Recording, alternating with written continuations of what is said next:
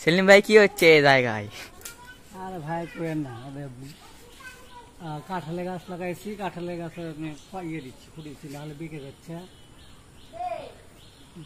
সেই জন্য কাঁঠালের গাছে ইয়ে দিচ্ছি, বাল দিয়ে দিলাম। আর কি কি ফলের গাছ আছে এই নিট? আমাদের বাগানে আপনি অনেক ফলের গাছ আছে, অনেক ফলের গাছ আছে, অনেক ইয়ের গাছ আছে।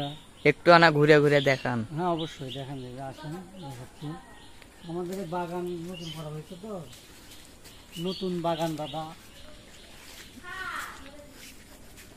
এই যে এটা হচ্ছে আপনার ইয়ে গাছ, এটা হচ্ছে আপনার ওই বাদামের গাছ। বাদামের গাছ, গ্রাম অঞ্চলে যেটা বলা হয় বাদামের গাছ, বাদাম ধরে বাদামের গাছ, এটা দেওয়া আছে।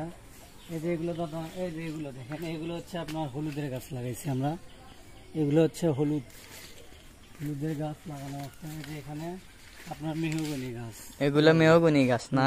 মেহগনি গাছ লাগানো আছে। এই যে দেখেন, এই যে বড় একটা গাছ, এখানেও পাওয়া দেওয়া লাগছে, না দিলে তো আপনার পড়ে যাবে, ওই জন্য পাওয়া দিয়ে যাতে না পড়ে, ঝড় বৃষ্টিতে যাতে না পড়ে, ওই জন্য দেওয়া আছে।